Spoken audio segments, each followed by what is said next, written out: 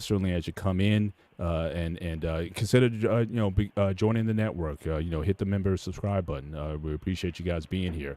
Also, anything that you want to give us individually, our cash apps are scrolling at the bottom of the screen, so you can certainly go there and again check that off as well. And so we can definitely continue to give you great content. But good to be with you guys again. Let's just going all just do our check, our life checks here. So I'll start with Dante. How you doing, sir? Feeling pretty good after last week. At the start of the season, so I know you were feeling good today, rocking the Cowboy colors. How you doing, sir? Man, I'm good, man. I'm feeling good. Like you said, as rough as it was. I know we was talking pre-show. I'd rather be 1-1 than 0-2. So feeling pretty good, man. Awesome. Shawnee, how about you, sir? Man, I'm doing good. Just tired. Job having me driving all over the place as we're doing this project. So I heard heard that. A whole lot of time in traffic. So you on the road. You're a road warrior. I heard that. So DFW, as big as DFW is, I feel like I'm a road warrior. So we don't say this out of envy, but Coach is retired, so he lived that retired life. But we still gonna check in with him anyway. How you doing tonight, sir? What's going on? What's up, fellas? How y'all doing, man? Can you hear me? Yes, sir. My word is excitement right now. My word is excitement, man. I'm feeling good. I'm getting some good news, and so Make sure when you find it appropriate, because I know we talked a little bit offline, but when you feel it's appropriate, drop the news and whatnot. But good things in store for you coming up in the near future. But it's good. Glad to hear things are progressing in positive ways. I'm sure you'll share in due time. So good to be here tonight. All right, before we get into the main topics of tonight, one thing that I've been noticing as of late, so I'm going to start off with this, that we're almost seeing an evolution in the kicking game. We saw in the preseason, Jacksonville, in fact, they played Pittsburgh in the preseason. Dude dropped a 70-yarder in preseason. Then Boswell, week 1, dropped a 60-yarder, and it was good from 70. And then you had your guy, Brandon Aubrey, hit a 64-yarder to send the game in overtime and eventually help Dallas to win the game. So what is going on with this kicking game where you used to have, I remember that guy, I think his name was Dempsey. The guy, I remember he played for the Saints, and he had like half a foot or something like that. And that record stood for 50 years or something like that. And in recent years, the kicking game has just exploded where you got these guys who are like, it don't matter. I mean, it's like you're gonna it doesn't matter where you set up. You on the other side of the 40 and some of these guys can make it. So what do you think is going on with the certainly with the kicking game, and where do you think this is going? It's almost like it's a revolution, and I think it's changing strategy in NFL. And yes, shout out to Trey. Yes, we're talking about, we got to warm it up first. This is light talk. This is the main. This is the main. This is like the first entree going on. This is like the what do you call them, little mingle sessions or whatever. We're just kind of warming up a little bit, warming up our voices. So we'll get to the meat of the show for sure. But I just want to kind of get your guys' view and opinion on what's going on with the kicking game, and do you think what's the limit? I mean, we're going to see 75. I mean, what's going to be the upper limit here? Because I've never seen this. I've never seen this before. So what do you guys think is going on? So I was listening to a story about that this morning about basically the kickers used to have a limited amount of time with the kicking balls. And so along with the skill getting better, the kickers with the longer the distance, they're getting more time and more comfortable, kind of like they know the sweet spot of that football. And they are really kind of exploiting that a little bit, as well as one thing is when you see the guys get in the range so fast, like I know we'll get into the Cowboy game later, with the new kicking rules, if you have a kicker with a big leg, you get the ball around the 30, a couple of first downs, and you're there. As you saw, they ran a draw play to basically kick the 64-yarder because they knew his leg range was so deep. And I think you're going to see more of that. And it's kind of like it's a risky thing where if you're kicking a field goal that deep, but you also, I think defenses will adjust. And I don't think every kicker has 60 range. Like you say, you got 3 guys there, but I don't know. I think 70 is about the max, just because especially outdoors, you're going to, and then like you said, like Coach loves to say, hey man, it's September. It's still technically summer until the next slate Next week's games, it's officially turned to fall. Weather gets worse, kicking distance will get shorter. Gotcha. Shawnee, what do you? Well, I look at as two things because I think it's just the evolution of the kickers. They see, the new kickers train, far as distance, they get their legs strong and all that. So they literally practice these long distance kicks all the time. Back in the day, teams were trying to get a more reliable kicking range, more routine, like, within 40 yards or whatnot. So they didn't have to always practice or whatnot 60-yard kicks. I think now the younger dudes, and definitely, I know you got these other positions on the field, they're bigger, faster, stronger. With kickers, they're doing the same thing, so, and they practicing 60-plus yarders now. And then your favorite, Mr. Bennett, Mad Dog Russo, he was on First Take this morning. He had his little rant, but he brought up an interesting point. So we have all these new rules now. Because we mentioned Dante mentioned how teams don't have to go too far down the field now. Because as you saw the Cowboys, they even brought on the broadcast. They thought they had to get more in field goal range, and all they did is a little draw. Like, but you still need time to, But no, we know how the leg that Aubrey has. Well, now with these kickoffs, they encouraging teams to don't get touchbacks, or they automatically bring the ball up to 35. So now, when you have the leg of today's kickers, instead of going from how it used to be, where many times they have to start the drive within the 20 and maybe drive it all the way to like the opposing team, what is a 40-yard kick. So if you go into the 30, that's a 40-yard kick, including the end zone. Well, they're trying to maybe get to maybe at least the 35, the longest, to have a more successful chance for a kick. Well, now, hell, they, like what the Cowboys did, they stopped around the 50. And you just, so like in baseball, how they did, like, when the pitchers started getting stronger, and they wanted to throw, you seen a lot of them, because it used to be like, oh, he could throw 100 miles per hour. But then it just started getting more routine. And then in the playoffs, because they start doing all this pitchers versus certain hitters, that they'll take them out, it'll lengthen the game and kind of bore the game and whatnot. So they made the rule change.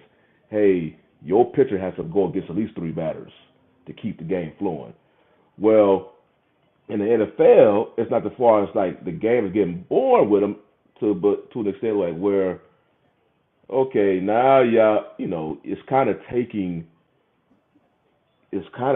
kind of the, when you got a kicker that can pretty much make a 70-yard kick, you only have to go 25 yards to get in the field goal range.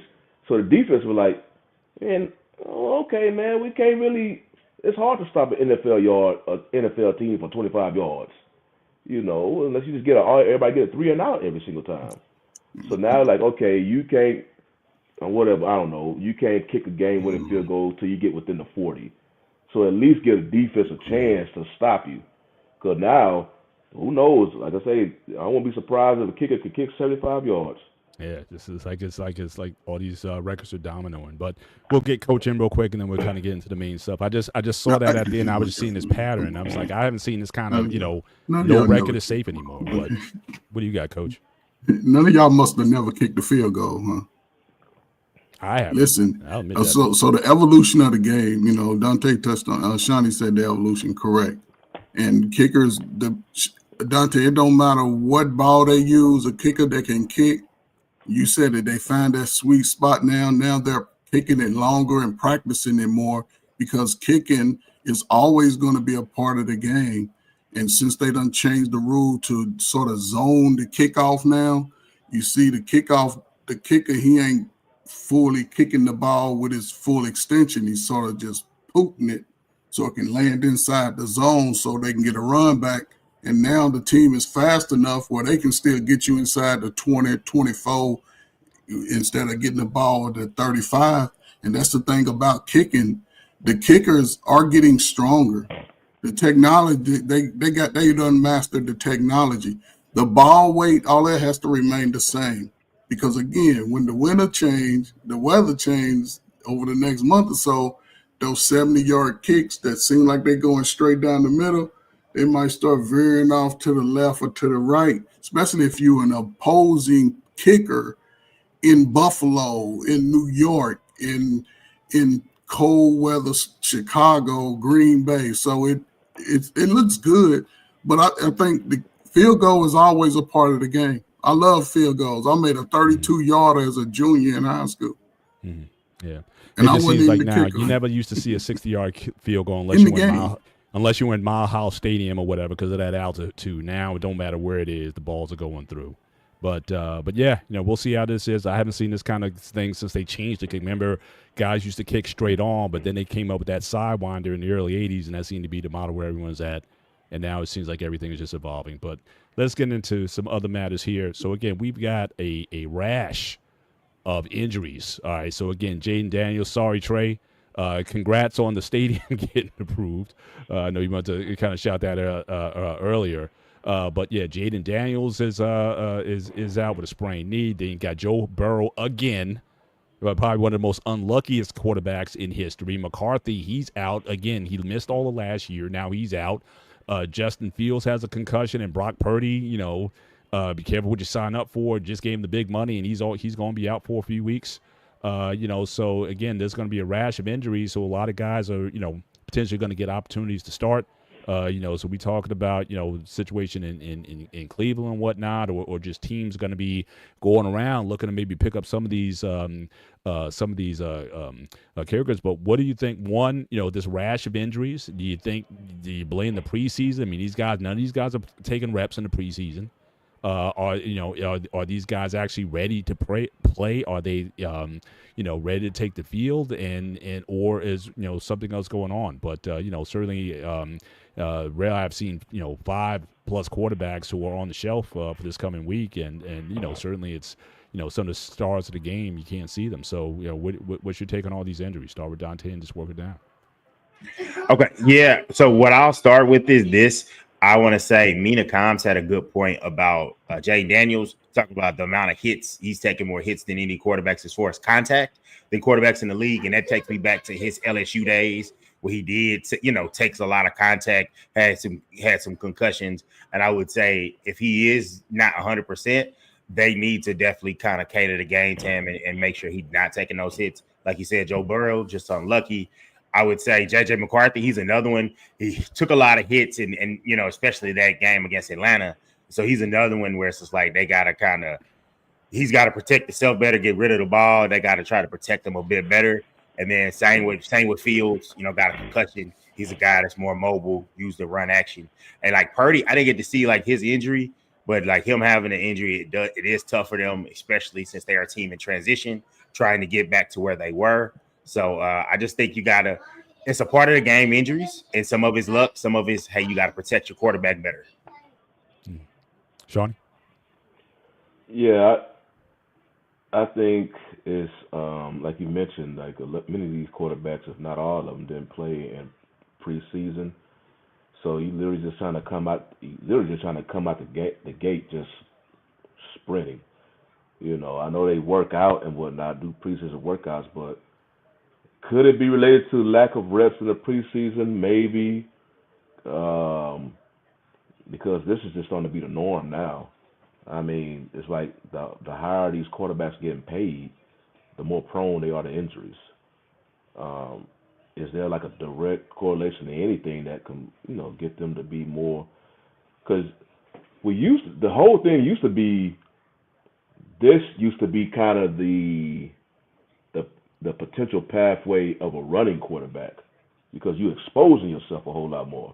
So you're the pocket passer. They tend to be more protected in the pocket, limit some of the big hits besides if you get sacked and stuff like that. But I'm looking at Purdy is more athletic than Burrow, I believe. But them two, I'll put them in the pocket quarterback, passing quarterback. The other three are mobile. But there's no straight line connections on why these injuries are happening. But it is 1, 2. Justin Fields, hopefully maybe one. He got a decent contract compared to how his respective careers went. But at least 3 of them had a decent contract. And it's just like when these quarterbacks get paid, it's almost immediate. Like the injury, it's just right around the corner. You like, man, that happened to Dak last year. Dak just got paid and then he broke his ankle. Was he broke his ankle? Something like that. So it's just like you get paid, but it's just, it's just something around there, some evil, dark cat around the corner that's going to immediately just take you out of there. So could it be the lack of reps in the preseason? It may be related because, like I say, you just coming out the gate sprinting. You're not really taking that much preseason reps. I know you're taking stuff into practice, but game speed is different. Okay, yeah, he hurt his calf. Yeah, right after he got his contract, he hurt his calf for the rest of the season. I don't really have the answer to why these dudes is getting injured like this. Because you don't hear really no injury besides, well, you mentioned McCarthy. And you only played, 2 games so far. And you already missed 17. Yeah. You're about to miss at least 3 to 4 more. So what's that, 21 out of potential 23 games you could have played, you missed. That's not good to start your NFL career. Gotcha. Coach, what's your take on this, and what opportunity? So we talking about, Shador, he may get a start somewhere fast. Man, y'all can't even talk about Shador. Y'all talking about Shador should have been the 5th round, man. Stop it. I'll just go backwards with Justin, man. I think, the concussion is, I think Justin Fields needed that bang upside the head. He's been given opportunities to start. So I think he needed a wake-up call. Hopefully he come out of it scot-free. Hopefully they don't be talking about, long-term, because Tua's one, he get hit with a water bottle upside his head. He might not ever come back. But, I think he'll be all right. I think the Jets will be okay for that. McCarthy, he's never really played full lead man contact football in NFL yet.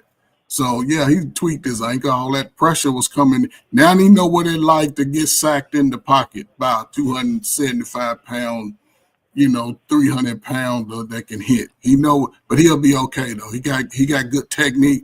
Burrow, he just don't work out enough. He's too skinny. He ain't getting his strength I together. don't know if he's not eating them some. He ain't getting his strength together. He's using cheeseburgers or something. I don't. These guys with these diets he's got fragile bones. I'm like Chad Ochocinco. You need to start. He got fragile bones. Purdy, between San Francisco and Dallas, they the 2 sweethearts of the NFL. Every time a player get hurt, Dallas is a little different, but San Francisco, let him sit down for a couple of weeks. If it ain't him, it's McCaffrey. San Francisco, they give him excuses. Jaden Daniels, he's trying to do too much right now. He just need to slow down and go back, to playing his balanced game. They need to keep him balanced. He's one of the best defensive readers. But, yeah, man, they'll all be all right. Yeah. But, again, it's just to have this many injuries after week 2. I can't remember a season when guys out the gate, teams are already having to, go to their backups. And, again, these days, your backup is like several degrees lower. They say if you got 2 quarterbacks, you got none. So these teams and a lot of these guys were looking to compete this year, and their seasons are going to be compromised, already out to shoot. And I don't know how well these backups are going to be prepared to play. So, but I think they should, at least play 1 full preseason game. So maybe the last one I believe all that just relates to their contracts, because that's when they were playing. But once teams start investing the money, especially the quarterback position, and they get that second contract and they invested that money, they try their best, which I understand. They will put those quarterbacks in bubble wrap because they do not want the dudes to get hurt, and they over there paying them near $500 million. I can understand from an owner's perspective, but then you're like, okay, you try to protect him to the regular season, but he's not getting the reps, his body not taking the required hits per se by the time the regular season starts. So it's like, I see why they're doing it, but like, damn, man, you hate that. Like Mr. Bennett, it's so early, only week 2. these type of injuries you'll be seeing maybe like after the midway point of the season. But some of these injuries, man, like for example, the Vikings. The Vikings season could pretty much almost. I don't know where they're going to be by the time Yeah, McCarthy. and you traded the guy who gave you a good season last Cause year. remember You bet Aaron on Jones, McCarthy, he's out too. and But now He's out too. this is not a bad number of quarterbacks who have injuries. You know, the complications of injuries out of all the teams in the NFL, I think the names are surprising that are on this list. I think the names that are, to have, what is it, 5 quarterbacks, 6 quarterbacks that have injury with Justin Fields, you would think he's good in the next week or so, 2 weeks. Okay, boom, he is the franchise and he come back. But I'm not surprised though. You know what I'm saying? So, concussion, this amount of players, but it goes to show somebody signed 2 scrubs today. Who's that signed to the quarterback? They signed 2 dudes they never even heard of. Never. And that's why they should have drafted Shador in the first round, one of them teams. So all Well, you Jake Shador Brown haters out there Jake Brown is should have been on there. the Bengals, but he was Bengals backup last year. I'm trying to think. But somebody's who's that? Man, I got it on look at my app, man. Somebody signed 2 dudes. Y'all don't even know their names. Who's that? Gotcha. I think it was All right, Minnesota. All right, let's move on. Speaking of Jaden Daniels, so we had again Thursday night. You had Green Bay looking impressive again. Now look, Jared Goff in Detroit. We're not going to go over every game. I'm just cherry picking some games because we take 2 hours to talk about every matchup or whatnot. We typically don't do it on the show. I'm just calling this out. They looked obviously they look very impressive against Detroit. Now you want to say if Detroit is coming off, but Jared Goff had a comeback game. I think he threw for 5 TDs this past week, and Jaden Daniels, the Packers made him look very pedestrian in this game. This defense is legit, and we got to start asking the question: is Green Bay? I know we talk about the Eagles. I know they're 2-0. We're going to bring them up in a minute, but are they the team to beat in the NFC? Because they look good they look balanced. The defense is cooking. You got 2 leading edge rushers. Love is looking pretty good. So is this a sign of things to come? Where is this a team that people need to start looking at? You heard the fans after the game; they were talking about thank you, Jerry, for making the trade. So what were your thoughts on the game? And I'm in. So I know it's week 2, but I look for some things. I think they look very good. They look this defense is live, and they can certainly make some noise. I want to say, like, as far as that, I'm here for 100% of the Jerry Jones slander. So I respect them having their fun and poking their fun at him. Like, that's cool. What I will say is the Packers do look pretty good. I would say they look more impressive versus the 2 good opponents that they face. Trey, I hear what you're saying. The Eagles haven't lost, but I watch football, and if you think that the Eagles have looked good, that's another thing. Winning and fighting through, because we can't now. I will say this: we can't give all the props that we gave to the Chiefs for finding a way to win. It was ugly, and they flipping the switch. We can't give them that grace and not give some of that to the Eagles. So 100%, you give them their props for winning. But do they look as good right now? No. I want to say I do think, the NFC East plays the NFC North. So we'll get to see that matchup at some point in the season. So I want to see how those teams look then, especially if it's later in the season. But you got to give them their props that they're on the list of contenders in the NFC. Gotcha. Yeah, Sean? I believe the Packers, they do look good. I can't speak on how, cause the thing about Love is he can look good, but he can also kind of have a tendency to throw his team out of a game at times with his interception. So right now they're 2-0. They look like a solid 2-0 squad. They played against some good teams and dominated both of those games. And based on what we're seeing, the division's compromised. McCarthy's out. The Bears look awful. I think the Lions. And so they're clearly the class of the division. So I think I mentioned last week. I think the Lions will be all right because they have too much talent. So I think obviously Bears they got to figure out something. They basically a project right now. And you mentioned the Vikings. they getting hit hard with injuries. They lost their starting quarterback and running back right now. But yeah, I think this is that division. This is a 2-team race. I can't wait till them 2 teams play each other again. I don't think it's gonna be. I'm hoping Detroit will be able to find something. But like I said, they just have too much talent. But right now the Packers look good. They're a good 2-0 squad. Still 15 games left to play. Got to see how things go with them. That they be interested in seeing them playing a team like the Bills, who's also looked good the first 2 weeks. There's other teams and one team, and that's something I forgot when we was talking about it the other week. Another team that's looked good, but their offense is just not. It's just not exploding right now, but they have the weapons, and that's the Rams. I remember one week we was talking about who was going to be the challenger. I'm bringing up Buccaneers. Then we bringing up Packers, but we never did bring up the Rams, who have a legit chance to beat anybody in the NFC, including the Eagles. They have an all-pro quarterback. They have legit weapons. So it's going to be interesting to see. Packers. I don't know if they ever played them in the regular season, but maybe they pass across in the postseason if they both make it. But right now they playing real good football. Micah is getting a whole lot of attention. Man, he only got 1.5 sacks right now, but that's just the Micah effect. It's an excitement of him going up there to be on that team, even on the pitch count. So they do look good. I mean, I'm benefiting because I have Love as one of my quarterbacks for my fantasy squad.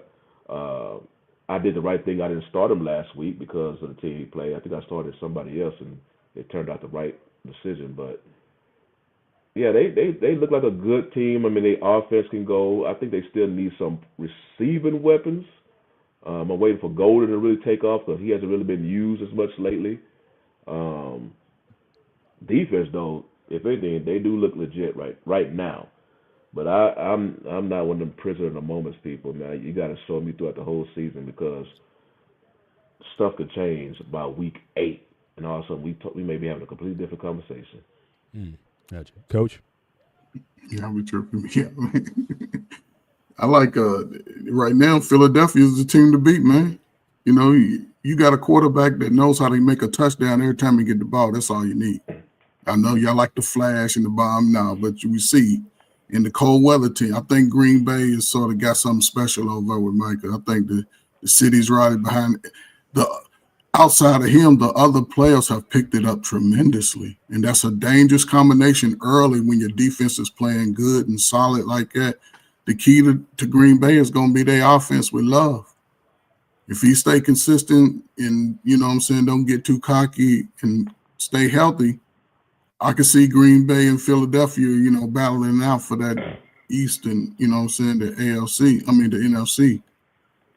Because I don't see anybody, because you think about it, a few teams is already, quarterbacks is already down for the count. And I don't know, it'll be interesting, but I think as far as early on, Green Bay's defense looked top-notch. Philadelphia's their young player, the one that's, spitting on people. He got to get his head together for Philadelphia to step it up. But also Dallas has a good chance. Dallas has a good chance. They'll energize too. That defense can't stop. I mean, 2 games. You say it's only 2 games, but again, the Giants with Russell Wilson, put almost a 40 burger on those guys. So I don't know. The defense has got a lot of work to do to shore up. They better. Yeah, absolutely. Move on. Speaking of the Eagles, so again, we see these guys here, beat in the Super Bowl rematch, 20-17 over the Chiefs. Chiefs are 0-2 for the first time since 2014. That's even before Patrick Mahomes got there. So, so the question we got to ask ourselves is this the end of the Chiefs dynasty? What's going on? Kelsey's over there yelling at everybody as usual. But is it over? Was this, in your opinion, more Eagles or less Chiefs? And just to give some historical perspective on this contest, historically, in Super Bowl rematches, the team that won the Super Bowl typically beats the team they beat in the Super Bowl the next year. So you got games going all the way back to 1977. And this has just been a trend in these Super Bowl rematches. So I don't know if it's a hangover from the beatdown they got last time, or just a lot of things going on. But do you think that was this more so the end of the Chiefs dynasty, or is the Eagles, they just flexing the muscle? They're still the team to beat in the NFL. So let's start at the bottom. Let's start with the coach, and then we'll work it back up. No, I would want to say it's probably the end of the Chiefs. They've gotten older. I don't think they really did anything in the offseason to get younger. And it's starting to show in a sense. What's his name? The tight end. He got too much distractions going on, man. He can't even close his hands on the ball. That's just bad timing on his part. I think they'll be okay though. Andy Reid he's a good coach. He'll get them to calm down and get it together. Philadelphia, yeah, man. When you got a running back that can possibly break out for 100 yards anytime, and a quarterback, again, the coaches seemed more mature with Philadelphia. I saw him. I was checking him out, and he was trying to, calm everybody else down. So that's a good sign, man. But yeah, Philadelphia. I think Green Bay is going to be top though. It's going to be those two in the end. From now, week 4, we'll be able to tell. Gotcha. Shawnee? Well, I was just quickly Googling to see, because I think when we mentioned about the Chiefs and about their dynasty due to their age, they currently, I believe, like in the top third of the youngest teams. The average age on the team is just under 26 years old. When we say, I guess they're getting older, it's really only one person we're really looking at. I'm not just saying older. I'm just saying like when I'm saying, but there's also attrition. You lose players. Or teams just figure you out. So yeah, it's just some of the narrative that you hear, in the sports world. They bring up like the Chiefs are like past their prime, or like as they kind of make it relate to age, but it's really only looking at one player, and that's Travis Kelce, because he's such a crucial part to that weapon, to that team. He's getting older. Everybody else is relatively young and still in their prime for the most part.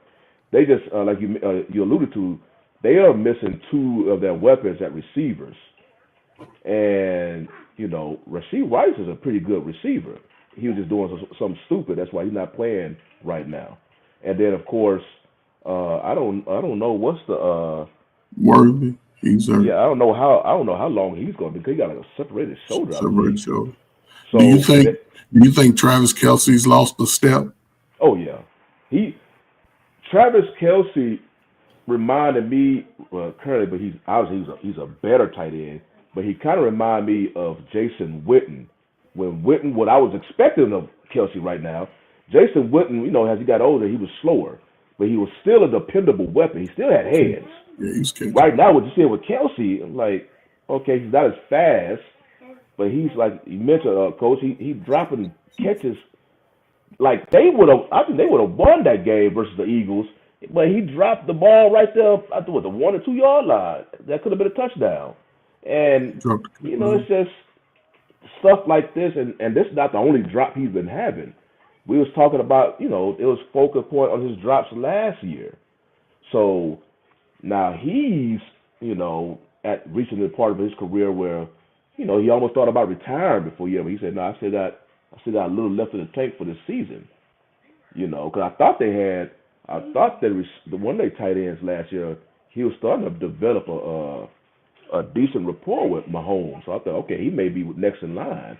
But Kelce no, I'm going to come back one more year. But I'm not saying, you probably can name 5 tight ends better than Travis Kelce right now. You muted, Mr. Bennett. My bad. So just stay with Kansas City. Who you taking, Gonzalez or Kelce? You going to start a team? I mean, I guess because right now you go on names. Many people, I'm pretty sure, are going to say Gonzalez. They damn near equal. They damn near equal because they both revolutionized that position. Tight ends that look like receiver, they played like a receiver. So I don't know, man. Obviously, I think Tony Gonzalez probably been doing it longer. Travis Kelce, who was still Travis Kelce when Alex Smith was his quarterback, I can imagine the type of career if he would have had Mahomes. He would have been off the stratosphere.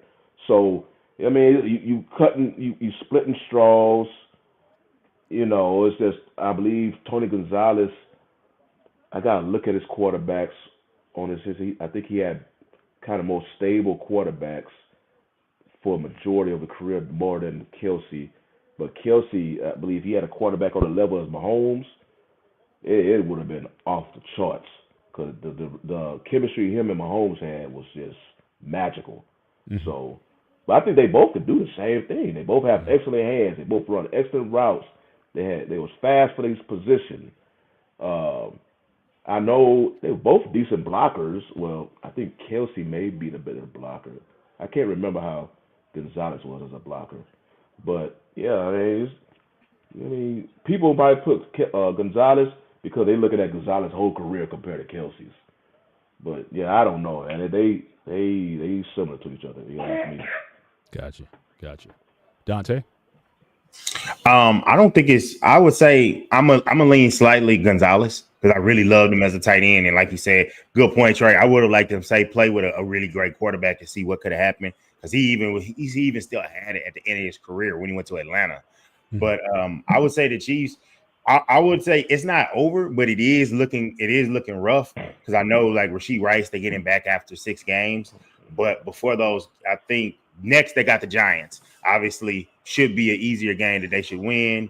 Even though they're playing on the road, but after that they got Giants, Ravens, Jaguars, Lions, Raiders, Commanders, and then Bills. So it's getting to the point to where if they don't pick up some wins, it's going to be like they'll get their guys back. They'll get Worthy back, when they welcome back in. Because I know he was trying to play last week, but they were like, no, it's not. Like I said, he was catching balls in practice. But they said it's 50-50 right now. So I would say Giants, don't play them. And you play them the next week against Baltimore. But I would say they have to get some wins so that you're not getting Rashee Rice back, finding your rhythm. And then, hey, it's just too little too late because the AFC is the tougher conference. So you have to look at it as even if they do get it together, the Chargers are coming and they already got you. They got the tiebreaker right now, and they're 2-0. You're 0-2. Gotcha. So they got to get it. Did you give me comment on the game? So was this more Eagles or just less Kansas City? I see less Kansas City. They just didn't have enough. And then stuff like the touchdown they were gonna have. Kelce, just terrible bounce, doesn't catch the ball. Eagles get the interception, that swings the game. That's something that's very opportunistic and you're supposed to do and take advantage of opportunity. So props to the Eagles for that. But I just feel like the Chiefs just wasn't enough. And it was a real ugly game. Gotcha. Shout out to our guy Anton, always showing up on the channel. $5 super chat. The Chiefs are still hung up from celebrating Travis Kelce's engagement to Taylor Swift in Brazil. Appreciate super chat, sir, as always. I wanted to bring up this one real quick. I just did a quick stat search on we brought up Kelce and Gonzalez. Receiving yards right now, Kelce is just under 13,000. Gonzalez has just over 15,000. But Gonzalez played almost 100 games more in his career, 270, currently 177. So receptions 1325 Gonzalez, 1010 for Kelce, and then just on down. Touchdowns 111 for Gonzalez, 78 for Kelce. So, I mean, I don't know how you could relate that if you give an extra 100 games. But I don't think Kelce's gonna make that. I don't know how much years. That's what, an extra 10 plus years seasons. Kelce's not gonna get to an extra 100 games. So. Yeah, and I think the Trey's point earlier. I mean, what if he did play with Mahomes all that time? The numbers would be he'd be ridiculous. He'd be fighting nearing Jerry Rice numbers if he would have had. And that's had a guy like that. And I see the comment Trey mentioned. Basically kind of because Gonzalez didn't have Mahomes. Basically, you kind of minimizing the player's performance because of the quarterback he had. Well, I mean, you could look at Jerry Rice, and he's put, and many believe, the greatest receiver of all times. Yeah, But but he he played had with two two Hall of go. Fame quarterbacks He did. Yeah. throwing him the ball. So Mhm. that's why I don't really you make the stats with the people throwing you the ball. I mean, you can't. I mean, I can look at Andre Johnson. Many believe he was a great receiver. He didn't have nobody like he barely had a Pro Bowl, maybe for 2 seasons with Matt Schaub. He had the Pro Bowl, 1 season, whatnot. Everything else, they give him Brock Osweiler and stuff like that. So Well, I mean, so that's the quarterbacks that turned out in those drafts. That was the scrub quarterback. You know what I'm saying? Of those times, and we give the brothers a hard time.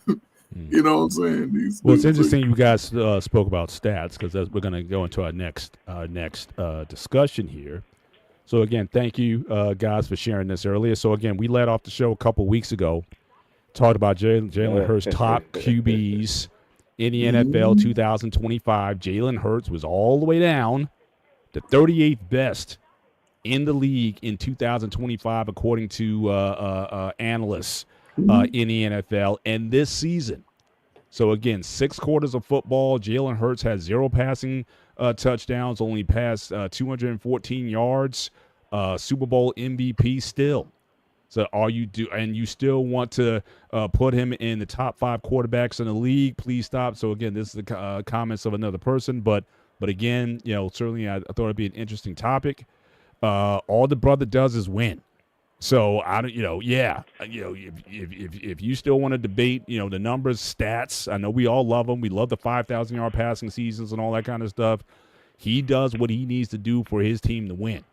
But certainly, we can talk about it here. I mean, certainly, is he a top 5, or certainly deserves more love than what he got in the preseason ranking at 38th.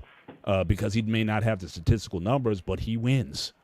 And so we got, so how much you want to put the stats and the record over the winning here? We go with this all the time when we talk about great players and whatnot. I think he's a great player, but let's fire it off. So Dante, I don't know, it was either you or Shawnee who gave me the stats. So I posted it. Okay, so you post. All right, so you lead it off then. And so what do you got to say? But again, the brother wins. So yeah, I mean, I'll just lead off first. I think he's great, and I would have no problem putting him in top 5 at this point in time. What I'll say is this: when you look at the guys to the right that you have in the top 5, so I think it's early for Daniels, but I think Daniels is a good example of what I'm talking about. So you have Mahomes, Allen, Jackson, Burrow, Daniels. These are guys that were able to be the driving forces while their teams were successful. You'll see Mahomes was in the conference title, obviously in the Super Bowl. Allen in the conference title game.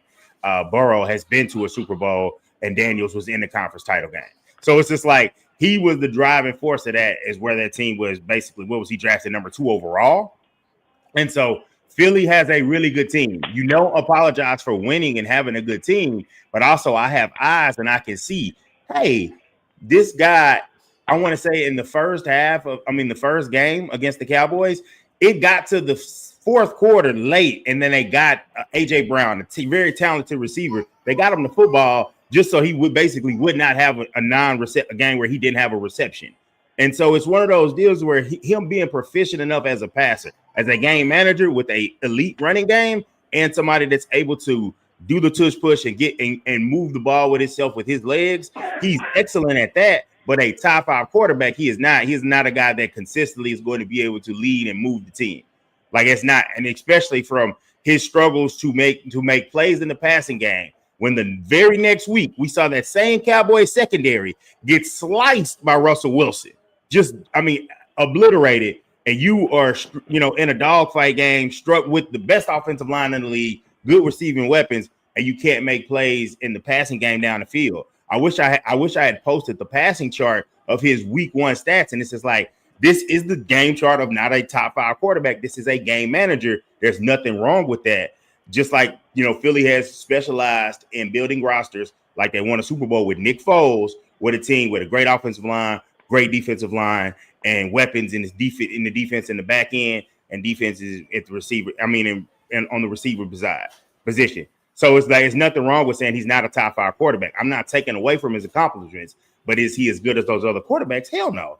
And I don't think there's anything wrong with that. We're saying two things can be true. Well, my whole thing is just this is 2025 season, and then they got Barkley in 24. Remember how the mind you, the guy went to a Super Bowl before Barkley got there. Yeah. Did we see that game and how he balled out in that game too? He still has the same type of roster. But my thing is he's good enough to in a moment, and that is the definition of him not being a top 5 guy. In a moment, he can raise his level. Like Barkley carried him in the playoffs, and then he won a Super Bowl MVP. And another thing that does annoy me is the fact that as good as Barkley is, he takes away his 1-yard touchdown runs. But who carried him in the first Super Bowl though? He didn't have nearly the total team. The total team was good enough to get him there. And then the first Super Bowl, if you look at those playoff games, he did not carry the team in the playoffs. He's a guy that can't consistently carry you and that's fine if you are a game manager. There's nothing wrong with that. We always see the end of it, but we don't look at those. Like I want to say that first playoff game was against look at this, better yet, look at the stat lines from the playoff games and tell me like who carried who in that situation. Because you remember how the 2023 season went. Philly started off strong, and then the bottom just fell out on them. And because Hurts, like Dante, he will have games where he's looking like an elite quarterback, and then he just go like in the witness protection program. So then their fate changed once they got Barkley, because at one time that's when Sirianni he was damn near on the hot seat because about it they lost 6 straight games, then had that embarrassing playoff loss versus Tampa Bay, and they started off like 10-1, and they just lost everything. But then they fate changed once Barkley came, and it took Barkley almost broke an NFL rushing record, and they literally rolled him throughout the entire regular season. And then the first couple of games in the postseason before, Hurts was able to. So he can play up to an elite quarterback level, but it comes in like short spurts. And then the rest is just like, he is playing complete complementary football with the rest of his teams. And I look at it like this. Because I played receiver in football in high school. If I had the skill set, because receivers, they want to get paid too. I mean, they want to get their money too. If I played with a quarterback like Jalen Hurts, or even before he had that first good game, Justin Fields, I'm pretty much knowing like, well, I don't know if I'm going to really be able to get enough stats to enjoy a payday for myself. Yes, I want to win, but hell, I want to get paid too. Otherwise, I'm just going to be a glorified blocker, because you got receivers on his team that, for whatever reason, like A.J. Brown. A.J. Brown goes through this several times throughout the regular season, where it's like he's in a witness protection program because his quarterback doesn't deliver him the ball. And so is Hurts a good NFL quarterback? Yes, he has shown and proven that throughout his career. You just don't know when it will come out. When it comes out, the dude will light it up. But he like have one coming out game and then go to like 5 or 6 games where he's literally just basically, you look at his passing attempts and it's just, he maybe only throw the ball 15 times. So I don't know. It's just very low. Hang on, coach. But I'm saying he does have the benefit. Am I watching a totally different game? I have no idea. And you said that he's a top 5 quarterback. Shout out to Lost in Translation, who's in the chat tonight. He's bringing up Dak Prescott. Do we really want to say Dak is better than Dak is better than Jalen? Man, I'm trying. When y'all look, when y'all trying to compare quarterbacks, this is hold on. I'm not even bringing Dak up into that. We're talking about top 5. Like I said, Dak's not a top 5. He is Hurts. That is a top 5. Hurts is a top 3. Reason why, right? Out of the current quarterbacks, it's only 3 quarterbacks over the last 5 years that have a winning percentage over 500 and over 700 in the league. And that's Mahomes, Jackson, and Hurts, right?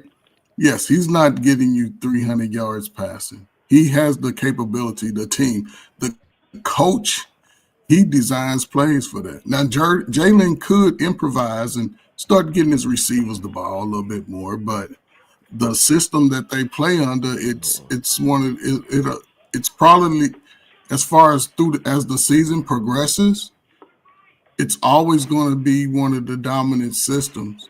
But the coach is sort of the one that keeps them from really letting the ball go. Because they already practice it. They tell them who to pass it to and not to pass it to. But see, again, the season is going to change as we go into the fall. Then you may see a little bit more, balanced offense. I have to see. But what if he wins out? What if Philadelphia wins out? What can you say about him then? Would he be one of the top 1-2 in the league?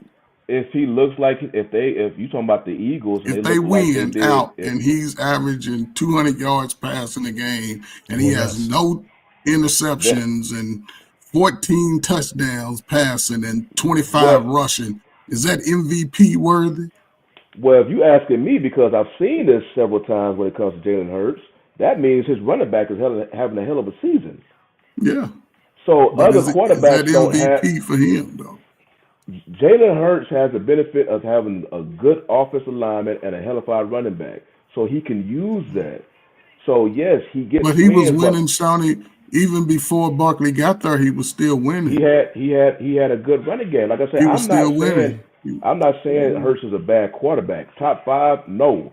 But I'm asking though. I want to ask, is wins alone the scale that you guys are using to determine these top 5? Because I'm saying if I put Joe Burrow, wins is 50-50. If I put Joe Burrow on the Eagles squad right now, so Burrow can have this running game, this offensive line, he'll be hurt after 2 games. Oh, come on, man. He'll be getting adequate protection. Joe Burrow blowing the guy's hurt. Now he ain't had adequate protection. Joe Burrow is on the career path. To the receiver. Joe Burrow is on the career path of Andrew Luck. The reason why them dudes get hurt a lot, one of the main reasons is because their respective organizations could not deliver an offensive line. Jalen Hurts don't have that issue. He's putting up 40 points. Last year, he put up almost 35, 40 points a game. But that's a talent of Burrow.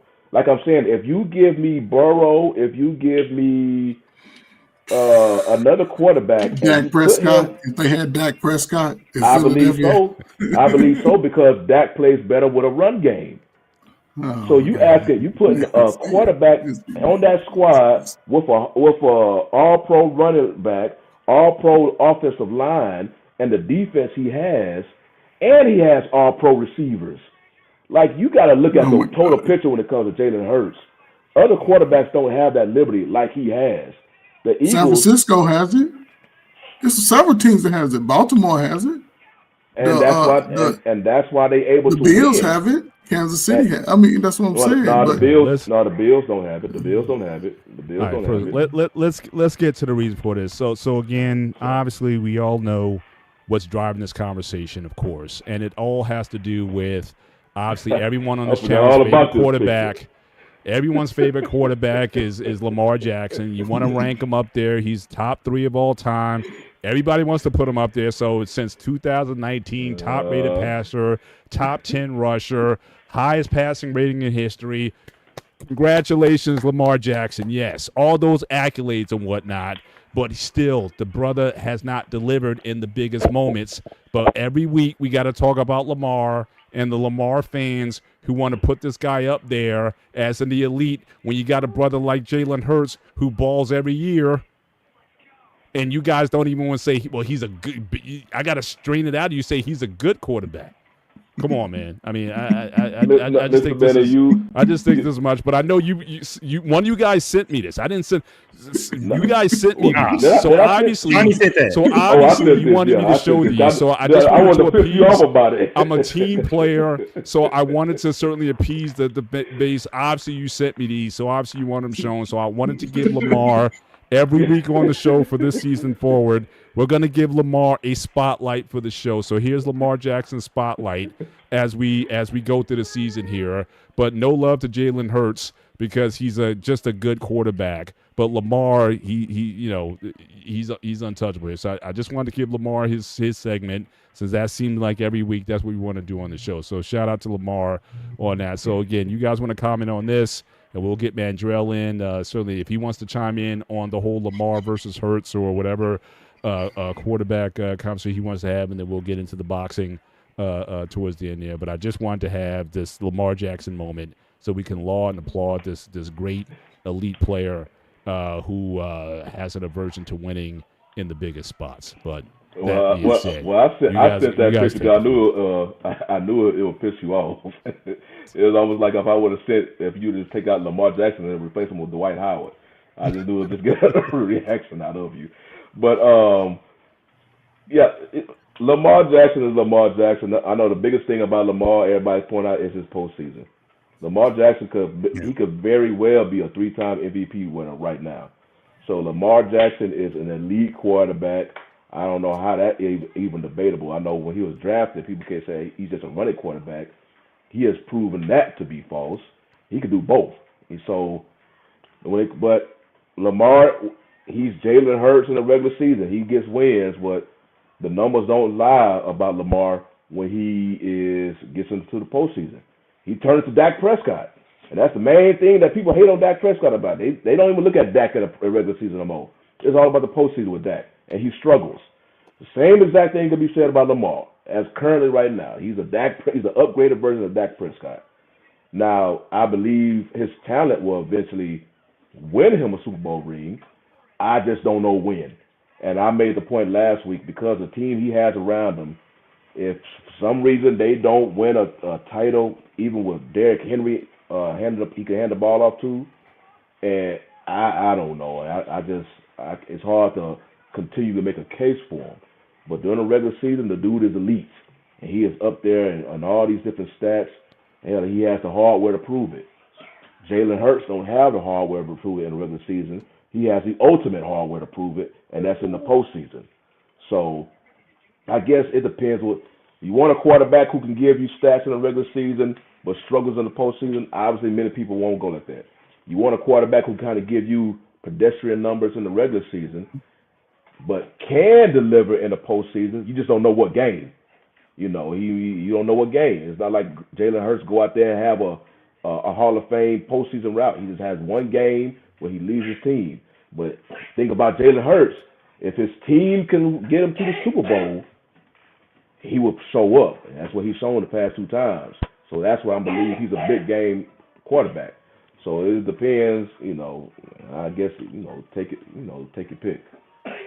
First of all, welcome, Mandrell, as always, to the show. Good to have you on, as always, brother. Good to see you here. Would you care to chime in on the Lamar versus Hurts quarterback discussion, please, in terms of who would you rather have certainly leading your team in a game? What's your thoughts on this? Hurts seems to be getting no love here at all, but I don't understand it. But what say you, sir? I don't understand it either. Hurts is not bad. You know what I'm saying? First of all, let me address this. First of all, I don't like Lamar Jackson because I'm a Steelers fan. And if you don't understand Steelers Ravens, I cannot like Lamar Jackson under any circumstances. So you should know that more than anybody. All right. So again, that's the primary reason. My question is, what's wrong with Hurts? Nothing. Maybe his name just Hurts. It's just to me. Maybe he should rename himself Well in conversations that he doesn't. Jalen Well. Change his name from Hurts to Well. And it's like he's good. He's good, but don't try to sell me that he's good and he's great. Just be like, hey, what he does is really good. And I will say, I give him props for when he left Alabama. I never thought he was going to be much again. He changed it at Oklahoma, and when he came into the league, I was like, okay, that was Oklahoma in that pass-happy offense. He's still not that good. Then he's came, and I've seen him year after year, twice a year. I see him up close, and it's like, hey, he is a lot better than I thought he was. Congratulations, but I don't think he's a great quarterback. I don't think he's great. I think he's really good. He's not great yet. He will be. I think he will be, though. That's a chance too. I think he will be. I mean, he came out of Alabama, right? Mm-hmm. Look, and Alabama I'm and not being Oklahoma. biased here. I'm not being. He left Alabama for whatever reason, went to Oklahoma. I'm not being biased here, but Alabama produces stallions. I don't know what the fuck the coach is doing now. I mean, that loss against Florida State was just. I mean, look. I'm not the Alabama fan in my family. My dad's side of the family, every single one of them, Crimson Tide all the way. My wife, Crimson Tide all the way. Me, Auburn. Just because the rest of y'all want. I don't like Nick Saban. Y'all don't understand what Nick Saban is in Alabama, in the entire state. Nick Saban is God there. Okay, there's God, he is. Jesus Christ, and Nick Saban. Okay, that's the hierarchy in Alabama. Everybody. Okay, God, Jesus Christ, and then there's Nick Saban. And the boy showing that right now. He can't deliver the Saban level. But credit where credit is due. Alabama does produce some really good athletes. But where it hurts, I mean, he looked. Why he left? No, I'll Had a good say thing this going though. there, but in the league, When was the last time Alabama had a great quarterback in the NFL level? Mac Jones and all these other guys who came into the league, they're really not that good. Tua is not that good. I mean, you can't stay healthy. It's been a long time, and it's even been. I think it's been. Hasn't been. It's been since before Cam Newton was at Auburn, in my opinion. Yeah. An NFL caliber quarterback coming out of Alabama. No, Auburn beat him to that with Cam Newton, and he's retired from the league now. So it's been forever. You know what I'm saying? So that tells you the program. It ain't you. The problem with Alabama is when you have and I'll say a lot of the top tier programs where you have all of the elite talent, sometimes you have so much elite talent, it hides what the player can do. And it's like on the NFL level, you're not going to have this much of a disparity of talent. And the quarterbacks that tend to do better, like a Josh Allen or Patrick Mahomes, they're going to schools and they're elevating those teams and put them into places where they probably shouldn't be. Like a Cam Newton, he had no other pros on his team on the offensive side of the ball, and those kind of guys can change it. Whereas Alabama, you got, what was it, the year they had Jerry Jeudy, Jalen Waddle, and you're stacked everywhere. So it's just like, hey, manage the game, and you'll look like you are a superstar. Even now, Joe Burrow is an exception of that. He's an exception to that, where he had an NFL offense of everywhere, and then he still goes to the league and ball with a crap team. The problem with Alabama is this, man. The NIL has messed up Alabama. What are we talking about, man? Everybody's paying out now. And listen, all of those Florida boys go to Alabama, man, Drill. They go over to Alabama and play ball from Florida. So shout out just to give some perspective. Just to give some perspective, we're going to get to the boxing. The last great quarterback that came out of Alabama was Ken Stabler in 1970. Before him was Joe Namath, who I don't think is the greatest, but he's certainly important to the game. Kenny Stabler was the last one. Jalen Hurts, even though he didn't stay at Alabama, still he's the only one of note since then. Everyone else has been average at best as since then. But we can say the same thing about Ohio State quarterback. Yeah, go ahead. Ohio State has the same issue. Ohio State, you just hoping C.J. Stroud can kind of change that now because they've been having a rough time with their quarterbacks. I just think because I heard, even you can see this year right now, even though it's a young season, but it was a whole lot of noise for Arch Manning, who's obviously come out the gate struggling. There's some other quarterback names that it was a lot of Lagway, in Florida quarterback. He had a lot of hype coming into the season. He's struggling right now. I just believe right now in today's college football, mainly because they quarterbacks and players in general just transfer so much, but coaches, because they don't have no longevity themselves on their respective teams. So coaches, they have so much pressure to win now. They just coaching their quarterbacks to perform and be a collegiate quarterback, win at the collegiate level. They're not trying to develop them. They don't, because if they got so much pressure from all these different angles, except wins and boosters and all these, they trying to win now. You see that in Ohio State starting to really invest a whole lot of money in their players. But they we just had to win games right now, so they can develop a good collegiate quarterback. But then also when they go on a professional level, simplest thing, they don't really take snaps underneath the center. Mm-hmm. Everybody's shotgun. You know, you go to NFL, that's damn near a requirement unless you Joe Burrow, who takes 90 because his offensive line is so bad. But they just don't prep at the NFL level anymore because they trying to win now. Yeah, the thing is though, Shawnee, is that like it's the age old saying. You know what I'm saying? Like they used to tell us this when I played football in high school. You know, junior high, they just kind of playing football in junior high. I played 7th, 8th, and 9th grade. You know what I'm saying? It was just they kind of just let you do what you want, right? And it was fun. But then I got to high school, 10th grade.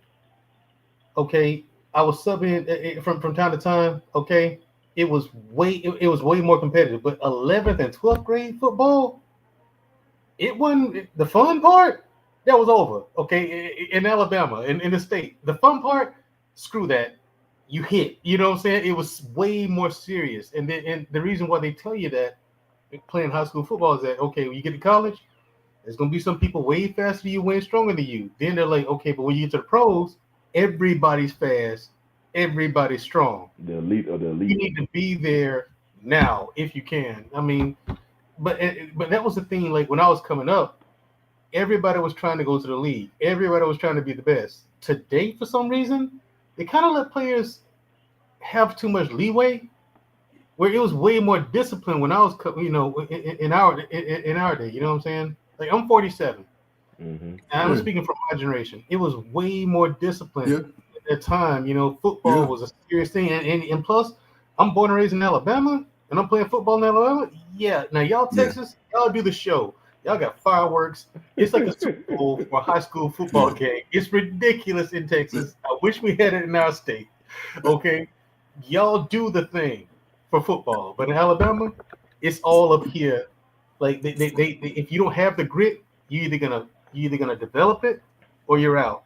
You're gonna get cut. That's the way it was when I was coming up. But all y'all had that. But here's the thing, and this is the thing I love about. That's why I equate football to life, right? Because y'all played when y'all was young, and it created some discipline and manager, like you said, man.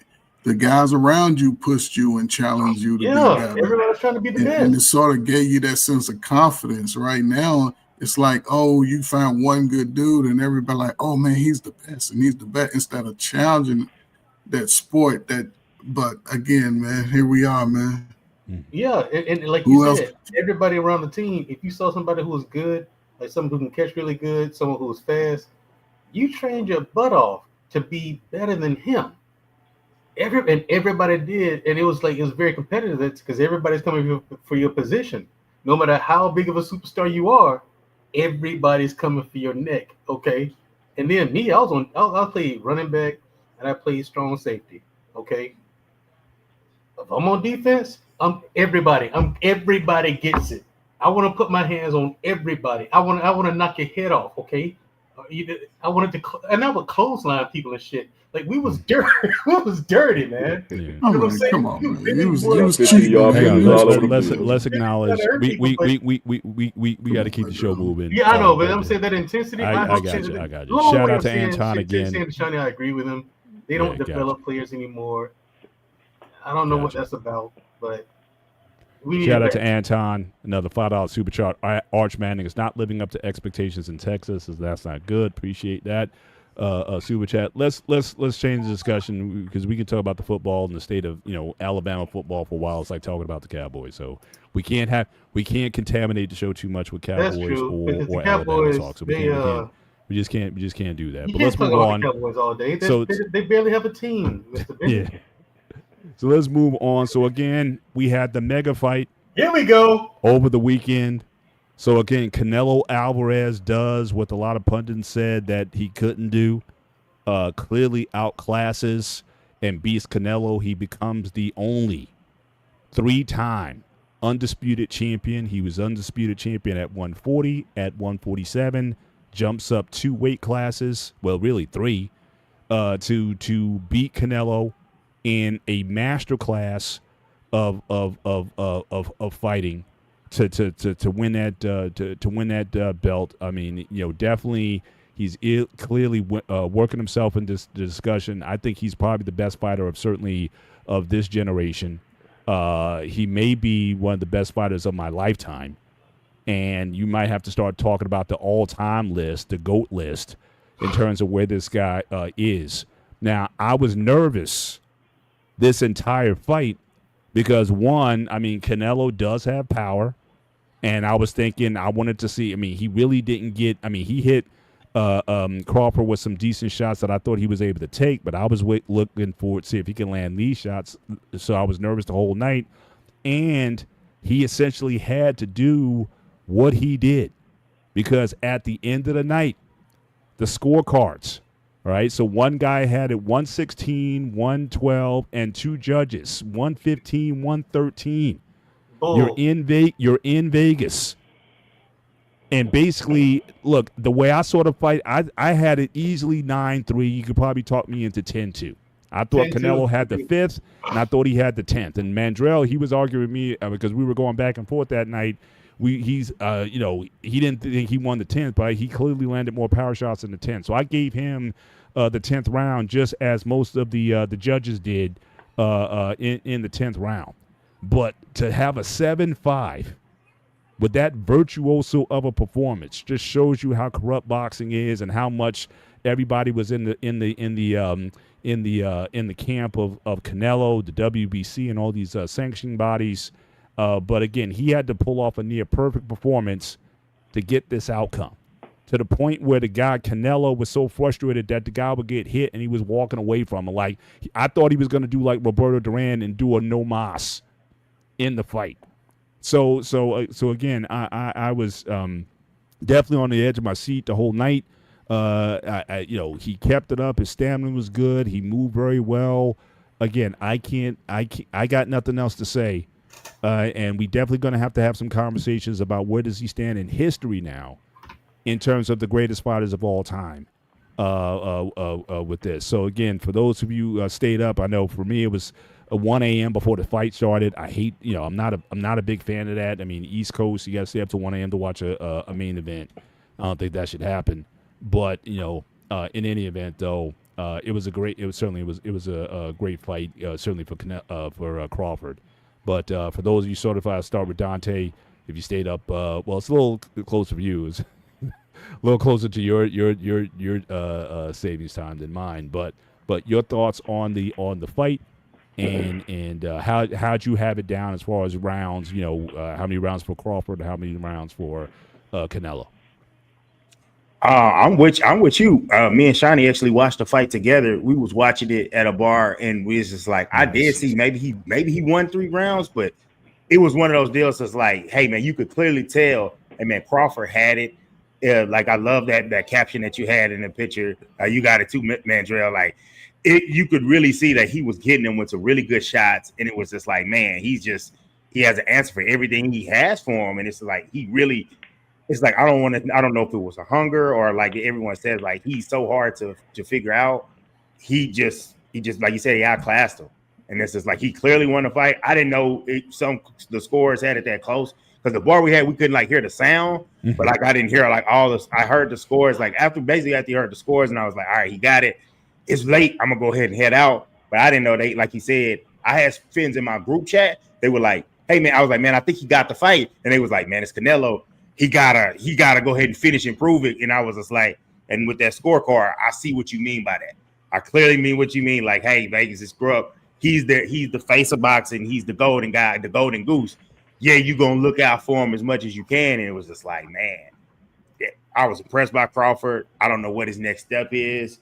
I'm just excited for him. I'm happy for him. Like I said, I know he took the road less traveled. He like you said, he wanted the belts, he wanted the recognition, and I hope that like he can get his big paydays from it. But totally love the fight. Like I said, hey man, you give me fights like that. Like instead of going to a bar, I will pay for that on my own. And because I'm like I said, not the biggest boxing guy, but I love a good fight, especially. One that I didn't think would happen. I heard for years. I would talk to my boxing friends, and they'd be like, "Oh, he'll never fight him. He'll never fight him. He'll never fight him." And I was just like, and it's one of those. Like, I hate that. Give me the fight that people want. You gave it to me. I'm gonna go support it. So, shout out to Terrence Bud Crawford, man. Awesome, Shawnee. Yeah, like Dante mentioned, me and him we met at the sports bar, and it was very TCU deep. One thing, and there's a lot of purple in there, but I thought maybe Canelo had maybe at the time before the official scorecard came out, maybe 3 rounds, and I was kind of surprised at those. Um, I don't know. Y'all can better explain to me because to me it appeared like at times Crawford kind of like stepped off the throttle a little bit. If that that's how it looked like. Um, maybe maybe that he was just using that time to kind of read Canelo a little bit more within the fight. But it looked like it was just times where he kind of stepped back, and coincidentally, that's when you kind of see Canelo kind of attempt to get more aggressive. And to me, it looked like Alvarez respected Crawford's counter ability, while Crawford respected Alvarez's power ability. It looked like Crawford had it like that the punch that you see the replay all the time when it kind of snapped back Canelo's head. It appeared that Crawford could have followed that up, but he didn't. And I don't know why. I guess maybe he explained that in the post-fight conference. So that was the thing that the ball was that we decision couldn't of hear his that. They were playing house music all the damn time. Yeah, that was the decision of his coaches because he was asked that question. He wanted to go forward because, again, he's an aggressive fighter. He's not just a slick boxer. He's got that dog in him. But his corner was like, stay disciplined, win the rounds, bag the rounds, and kind of keep it going. So he wanted to do more. But Bull Mack and his trainers, they said, "Oh, just keep doing what you're doing and you're fine." They didn't want him to take risks or to go for the knockout or the knockdown in that situation. So he talked about that in his post fight conference. Okay, so that's what because all I was we was able to do was just watch the fight, and they kept playing this old house music. Yeah, man. I was like I say, it was TCU deep, and a lot of them don't look like us. So listen, man. Listen. From what I saw, Shawnee said it, man. He backed up. He showed him much respect. The corner wanted that. He could have knocked him out in the 6-7 round. Canelo was getting older, of course. I thought his age showed, but Crawford was much faster. He could have got his punches off any time, but I think outside the 10th round, that's the only round that I really saw him really, but that's all Canelo had. He didn't have really nothing to give, but I think he gave him much respect. He gave him too much respect. He could have knocked him out, but the odds is money, and he wanted this big payday because after the fight, he gave him back his belts. So that's paying the greatest respect to give the man back the belts. Well, that's actually tradition. By tradition, you give because those are mementos for the fighter. He's gonna get new belts, but that's usually what happens. The way it works, Coach Ferg, is once you win the title, that title is customized. The sanctioning body makes one that's customized to that boxer. So, when you win the title in the boxing match, you go back. Usually, you send someone from your team to give those titles back to the opponent, right? But Crawford wanted to do that himself in person because that was out of respect. Yeah, you know what I'm saying? Like you said, he showed the ultimate respect. Crawford wanted to do it himself instead of sending a team member. That'd be like me at a fight. I win. I send Shawnee. Hey, Shawnee, do me a favor.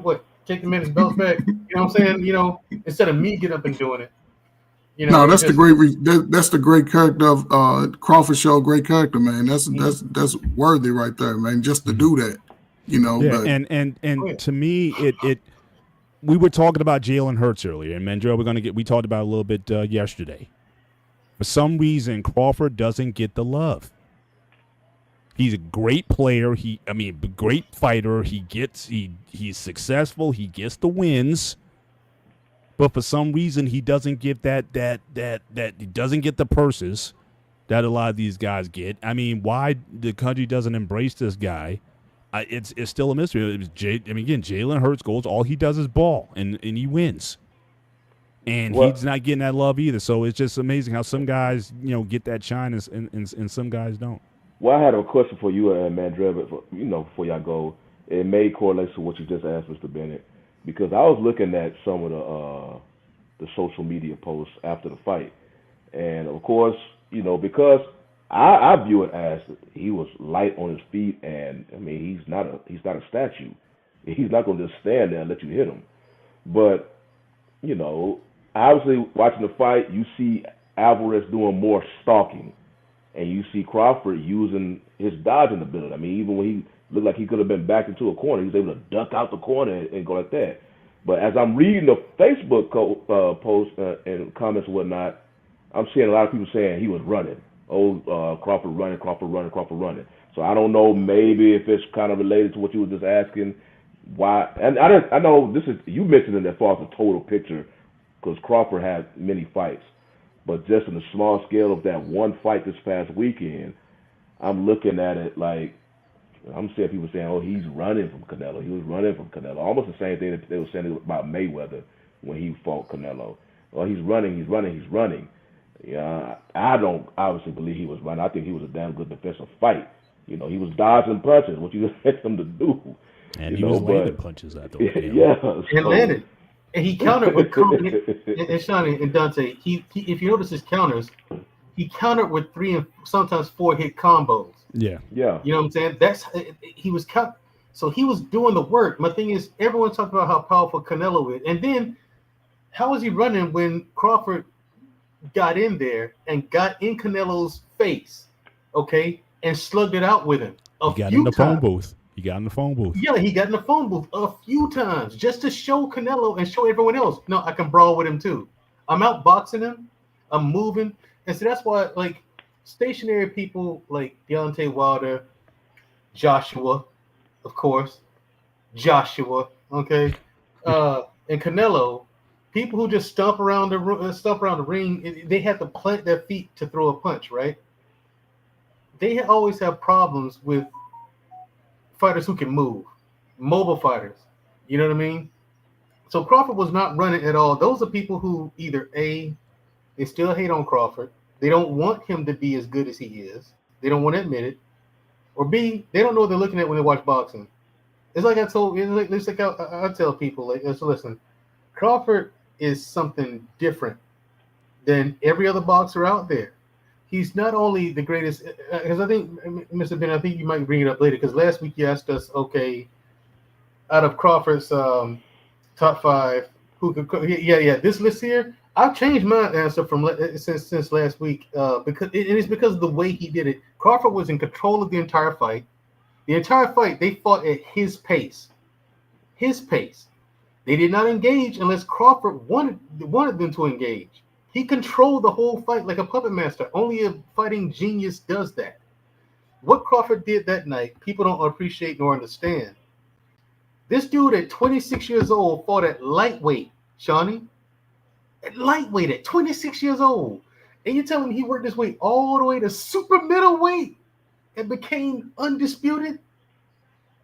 That's retarded. That's supposed to be impossible. He goes, okay, so he became undisputed at 140, 147, and now 168.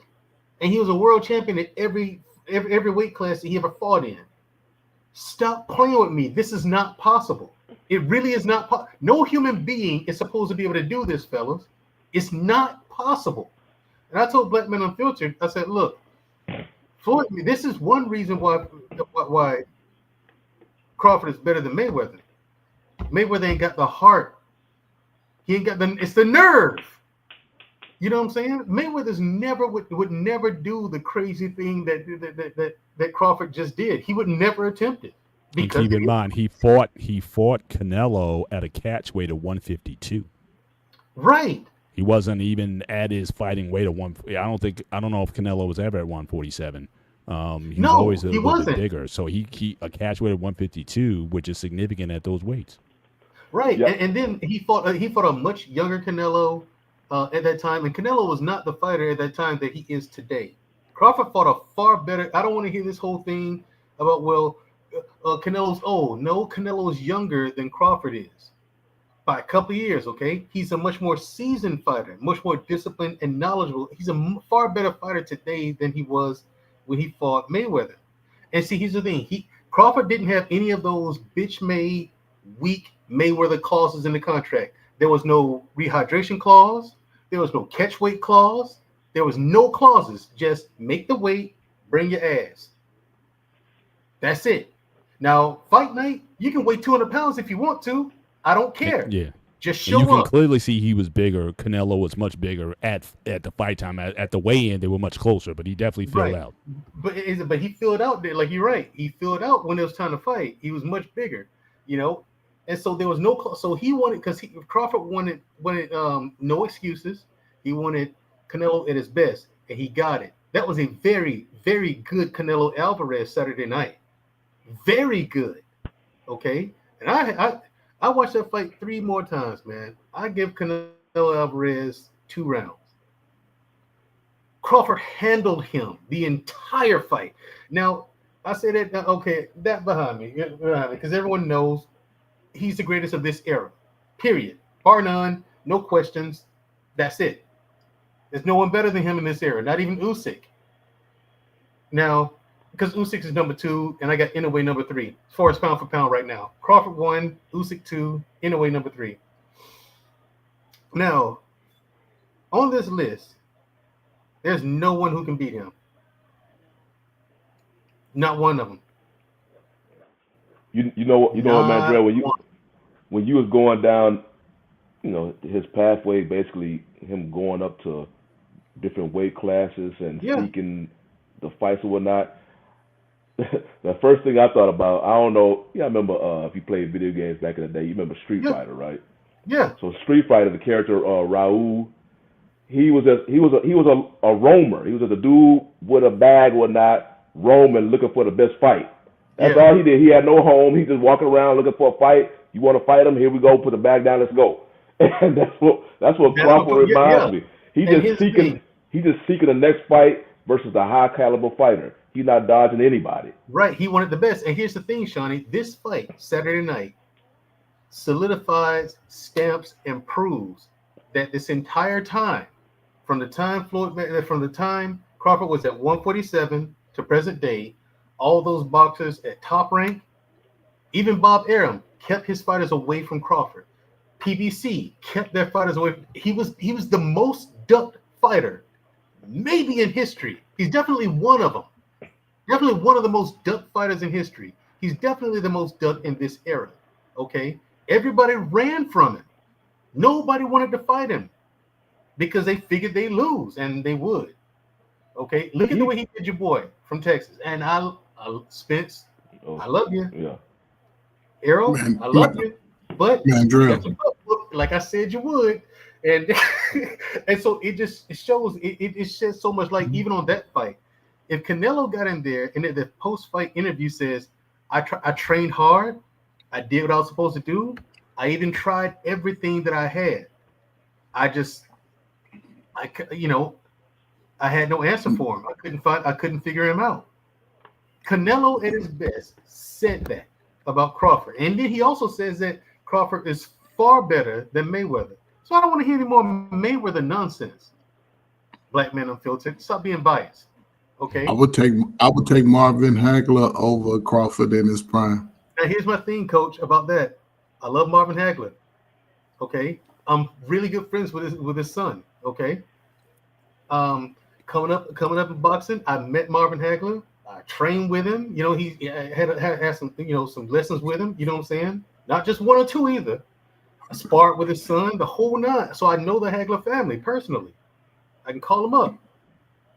Me, even with my bias, I got to put that aside and acknowledge what I saw Saturday night. Because for me, Marvin Hagler was the king of the 4 kings.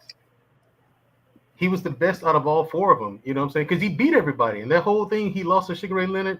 Everyone saw that fight, knew that Leonard lost. Now that was running. People talk about if Crawford was running. No, Sugar Ray ran from Hagler all night. That was running. Yes. That's how you run from a fighter. You watch that fight, Marvin Hagler versus Sugar Ray Leonard. That's running. Okay? And then and Mr. Bennett is correct. They were trying to rob him. Because and I found out why they were trying to rob him. Matchroom, Queensberry, and Turki Al-Sheikh had a lot of money tied to Canelo Alvarez, right? He has like 3 more fights with his contract. Yes. Everybody stood to make hundreds of millions of dollars off of Alvarez for his next 3 fights. Alvarez was guaranteed 150 million per fight, okay? But he had to beat Crawford, and everyone figured he was going to beat Crawford. They thought all the nonsense that everyone said. Even Mr. Bennett had his doubts. You know, he had not doubts. I say he had questions. I give Mr. Bennett. He had questions about, okay, can he handle the power? Can he carry the weight? And they're legitimate, all legitimate questions. But these other yahoos thought Crawford didn't have a chance. Crawford gets in there and takes his ass to college. Okay, that was a virtuoso performance, like Mr. Bennett says, in the sweet science. And now, what do you do now? Nello has no belts. You let a guy come from lightweight at 26 years old to 140, 147. You let this guy come up and take all your belts at 168. The money's gone, or at least not as much as you thought, not as much as you was gonna make. So why they were booing the Sheik? Because some people don't like the fact that he's now funding all the greatest fights that we've had over the past several years. He's funded that. You know what I'm saying? That's a good thing, though. He's bringing the fight. It's a fantastic thing, but people boo him because he said some slick stuff to even Crawford. He told Crawford, "I will own." He told Crawford one time, "I will own you," and Crawford, in Crawford fashion, said, "Okay, we'll see. I got you." And that's all Crawford said. Now, Saturday night, what does Crawford do to that dude's money? Yoink. He snatches it away. Right. You know, he snatched all. Now, one question I had asked Mandrell, I was asking, it's like, why? It's like Jalen Hurts. Like, why isn't he getting the love? This last he had a virtuoso against Spence. A virtuoso here. He's a marketable in the ring. He's a marketable. I mean, his skills aren't questioned, but nobody wants to promote this guy or rally behind him. He doesn't have. You look at him. He's a clean cut guy. He has his family. His wife isn't a fashion model. All right, I'll say that. He's got an average looking wife and whatnot, but he keeps clean. He works with the kids in Nebraska and whatnot. It's like all the things that he does. I think he's pretty articulate as a fighter. He's no Tank Davis. Tank is the most articulate guy speaking there, but nobody wants to say, yeah, let's go all in on Crawford and put him in against these guys. The Sheik is actually talking about the next fight coming up, putting Benavidez, because we know Canelo ran from Benavidez. He wanted no part of Benavidez. Right, this fight ain't happening. I'm just saying, but first of all, I think Crawford would take it. If Benavidez comes back down to 168, I don't think he's right unless he. So to me, either he retires, because I don't think he's going back down. He carried the weight very well, and he'll get better at it. So either you stay at 168 and fight the best. He already said he's not going to 175. Benavidez should have been in the conversation a long time ago, and people ran from him. So I think Crawford would take it on. I don't think he's going to run away from it. So it's either this or Crawford retires. I can't see anything else. But my thing is, why aren't people getting behind this man who has shown you nothing but greatness? Yeah. And results his whole career, and nobody wants to give him credit, or nobody wants to. Yeah. I've got it. You remember Marvin Hagler had the same problem. Mm-hmm. Okay. Now, boxing, these executives want a certain look. Okay, Sugar Ray Leonard was a pretty boy. He was the face of boxing at the time with the 4 commercial. Right, and so that's why they gave him that fight against Hagler, right? Okay. Again, I'm saying the truth. That's what it was. They gave it to him. Like they tried to give it to Canelo in this fight, but Crawford beat him so bad they had no choice. So that's what it is. They want a certain look that they can market. The pretty boy. Now Alvarez was the pretty boy. You know what I'm saying? He was the pretty boy. That's something that they can market. But look at Terrence Crawford and his family. They're from the hood. They're poor people. They grew up. He grew up poor. He's been poor his whole life. He's got money, but he's been. But the thing is, I agree with you. He's been smart with his money. He's taking care of his family. He's taking care of his health. He's taking care of his money. Been with the same woman just forever. They have 6 beautiful children together. And they look like an average, everyday family. But they don't want that. They want the pretty boy with the supermodel wife and that whole nonsense. It's an image thing. You know what I'm saying? And Marvin Hagler had to overcome that same thing when he was boxing. So you never saw his wife. I don't think you ever saw Marvin's wife. Have you ever seen his wife at a fight? At a fight, yeah. I've never it's not. You know how they with the cameras. They show like when Sugar Ray Leonard was like somebody. They show the wife. Right. But I never saw Marvin Hagler's wife at a fight. You have to know what his wife looks like to know that that's her because they didn't point it out like they did with Sugar Ray Leonard. You know what I mean? So you're right on that one too. You know what I'm saying? There's certain people and a certain look and image that they want. Chance Crawford, he's a good guy. He's not one scandal out of this whole thing. His whole time he's been boxing, not one scandal at all. Okay? Spence can't say the same thing. But they tried to market Spence over Crawford at 147. And Crawford does nothing but demolish all of the best. He's fought the best at every weight class he's been in. And 3-time undisputed, whereas Mayweather was never undisputed at all, ever. And people say, well, you can't be Floyd. Shut up. Stop being biased. You're not in the conversation, you think that. But that's why they don't market him, because it's a certain image that they want to market and push. They want the pretty look, and Crawford ain't pretty. You know what I'm saying? He ain't. He's not the pretty boy thing. He ain't got that going on. He just straight hands, skill, greatness. He's beyond. Like he's in. Like I said, he's in the conversation of greatest of all time. He's top 1 or 2. He's either 1 or 2 as far as pound for pound greatest of all time. To ever, I'm talking fellas, and I'm saying it's a bold statement. I'm telling them to ever lace up the gloves ever in the history of boxing. He's either number 1 or number 2. You're not beating that. You're not. Yeah, let me get Coach in there because Coach, the three of us, we probably have more familiarities with these fighters on the list. I mean, certainly Dante and Sean, you can certainly chime in. What do you think he ranks? So at least on this list or on your all-time list, is he up there?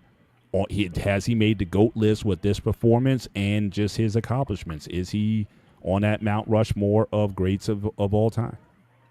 Just based on what he's doing, he's definitely on his way to be number 1.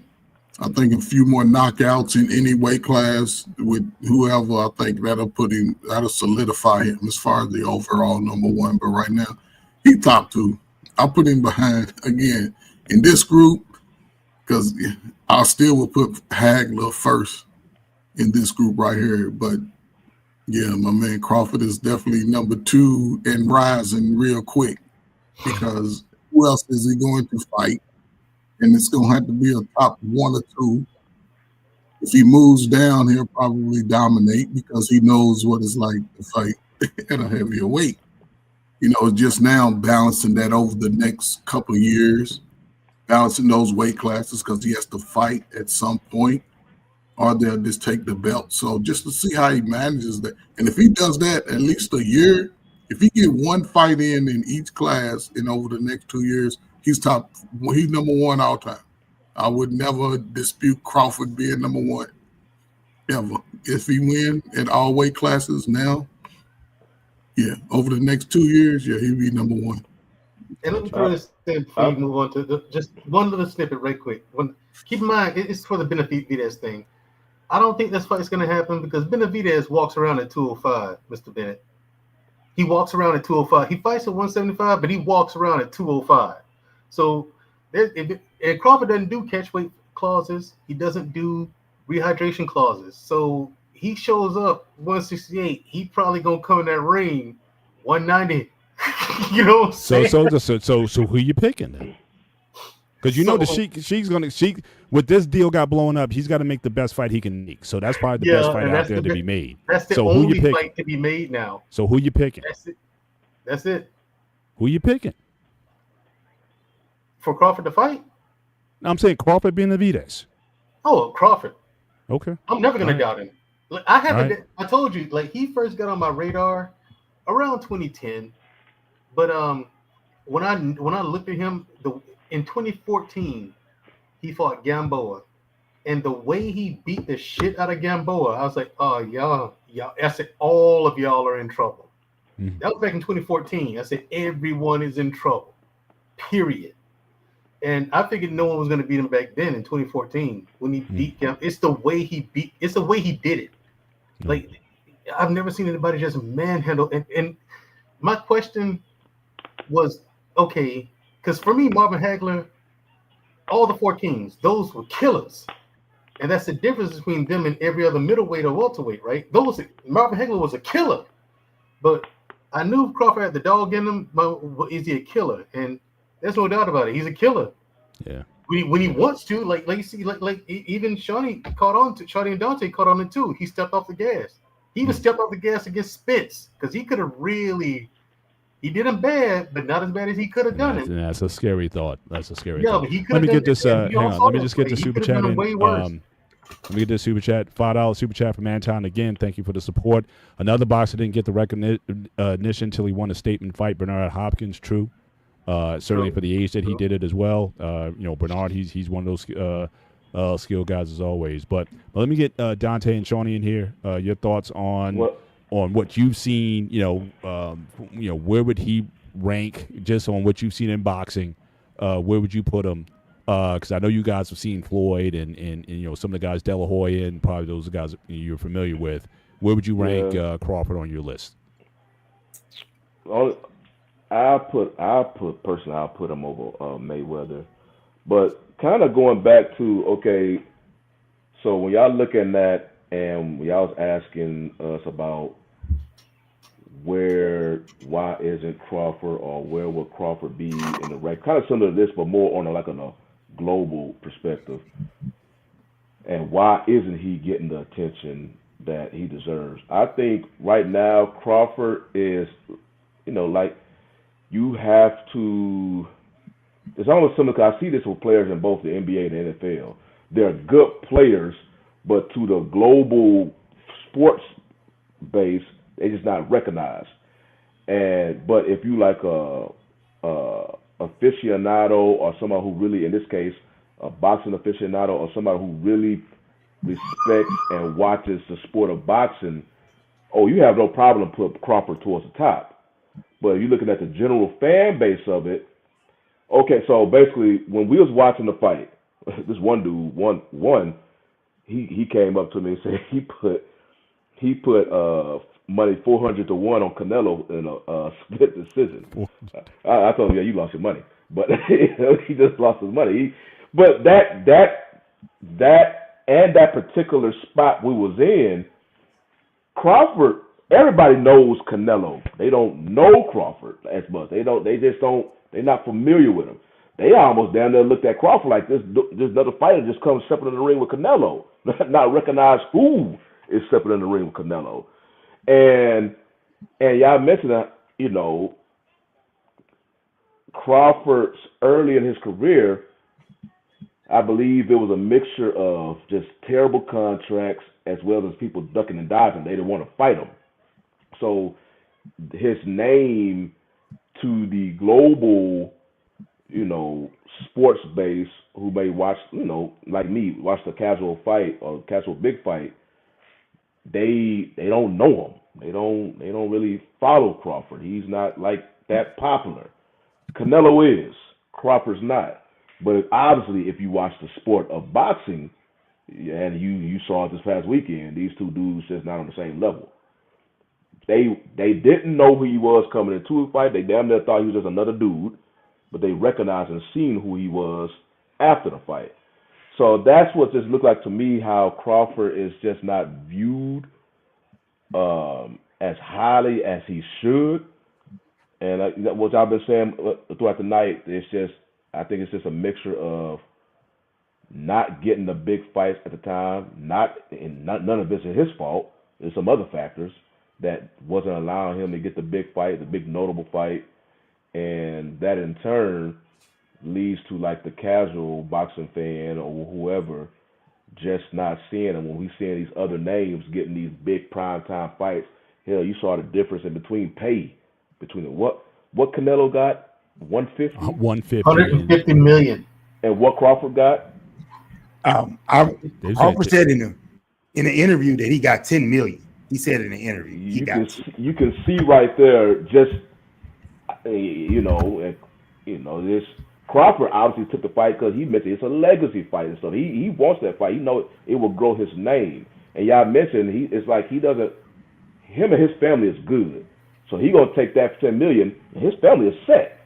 That's generational wealth for his family because how he's been taking care of his money. But that pay, it's just like this is how he is viewed from the outside compared to Canelo, who was obviously viewed on a higher pedestal. Mm.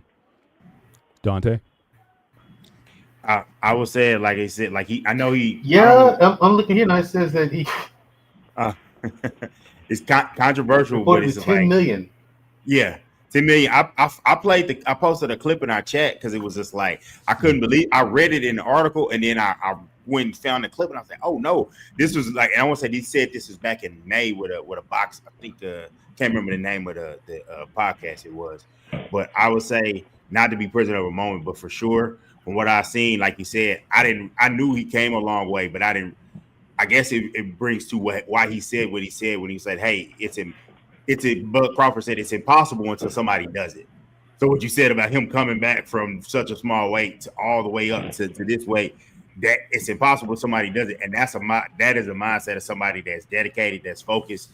And so with that said, and having the belts and being somebody that got like a title that no one else is like he had, I would say, yeah, he's over Mayweather in that standpoint because he gave us a fight that people never thought would happen, but he gave it to us when he could.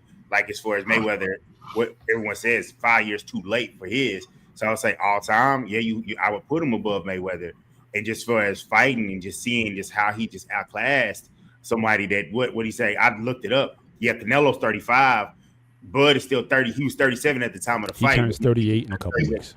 He's 38. I think he turns 38 either this week or next week. He turns 38.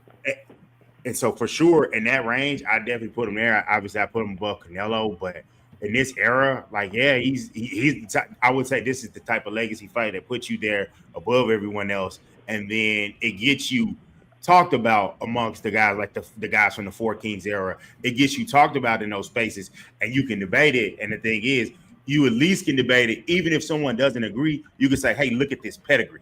Look at this pedigree of what this guy has done on the world stage." And it's just like, with like you say, stacked against him, making less money. This is the face of boxing.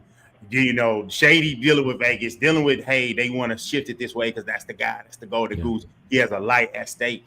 With all that stacked to that, you gotta up it even more for him and say, hey, that's the guy, that's the dude that I can go and tell like my son, like, hey, what about boxing? What about, hey, you ever heard that Bud Crawford? Yeah, he was a hell of a fighter. I would tell him he destroyed one of my favorite fighters. He destroyed it and made a big fan out of me. If you can take my fanhood from one guy, not that I say I don't still vote for Spence, I rock with Spence, but be like, hey, I'm automatically with you. It's kind of like when you go in war and you dominating people. It's like, hey, I'm taking your resources. He took me as a fan, and I'm grateful for it. I really appreciate and like watching his fights because he's coming with a level of tenacity that I like to see. Like that's why I like football, a certain level of tenacity. He brings that in the ring. Yeah. Listen, if there's anybody that we need as fans, certainly as the boxing fans, we've seen this now. Now it's on Netflix. Usually, a good pay-per-view was 1 million buys. Over 30 million people watched this fight. 47. 47. So if you didn't know who he was then, you know him now. This is a guy we need to support. Classy guy. We saw what he did, giving the belts personally to Canelo after the fight. Good family man. He checks off all the boxes. But if you're into aesthetics, if that's your reason for following someone, then I think I think that needs to be examined. But certainly, if anybody's gonna been a great representative for boxing, in and out of the ring, it's been Crawford, and it's about time that I think people start to acknowledge that because he's just not getting the platform I think that he needs. And I think if anybody deserves $100 million in their next fight, it should certainly be him, and I hope he certainly gets a greater line share. I just wanted to raise one thing as we come to the close of the show. This will be my final thought, and I'll just look to quickly bring it down. Again, I want to thank Mandrell for coming by and sharing his insights as always, certainly on the show. But one thing that's kind of like kind of checkered this fight a little bit. If you guys saw the press conference leading up to it, there was an exchange with Dana White, who I personally, I just say, I don't know the guy personally, but I don't like his business model or his practice with UFC. I'm not a big fan of the USC. But one of the things that his new promotional company and with TKO, what they're trying to do. So a few years ago, you have a Muhammad Ali Act that came out, and the whole purpose of the act was simply to have greater transparency and protection for fighters. That you had a lot of these promoters and the pay-per-view companies and whatnot making all kinds of money, and fighters were getting the small end of the stick. Dana White is known in UFC. Yes, he's very powerful. He only plays his top stars who get paid. Everybody else gets nominal money for what they're doing. And Dana White is basically trying to get a bill to basically end that program that's supposed to protect fighters in the ring. So that's another reason why I don't like Dana White being in boxing. If he's trying to bring the UFC model to boxing, I'm not a fan of that. I certainly think, boxing has its issues with too many promoters and promotional companies, but hopefully I'm a guy who's actually happy that the Sheik is in the business, and certainly Netflix getting into the pot. But I don't like Dana White, and this just gave me another reason not to like him, because again, he's trying to monopolize the sport just as he does with UFC, where only the top cash cows for him are making money. He paid Conor McGregor untold millions of dollars when Conor McGregor didn't win a fight for 7 years, and he still paid him. He paid Brock Lesnar. He gave Brock Lesnar a title shot after only 2 fights in the thing, coming from the wrestling world. So again, I don't like his model, and that's why I've never been a big fan of MMA. I respect the athletes, but I've never been a fan of it. And I just hope that, this proposition, this HR 4624, I hope it does get shot down, and that, that the fighters get taken care of, and make sure that they're not getting abused by these promoters or whatnot who used to be able to rob them blind. So that's so I just wanted to bring that to people's attention. You can certainly look it up. So again, HR 4624 is the White and the TKO group. So they're getting behind this. It's just a money grab. The guy's a billionaire already. He's just trying to make more money and a lot of times at the fighter's expense. So I just thought I wanted to just call that out. And if you guys want to comment on that, we can just take final comments on that and then close the show.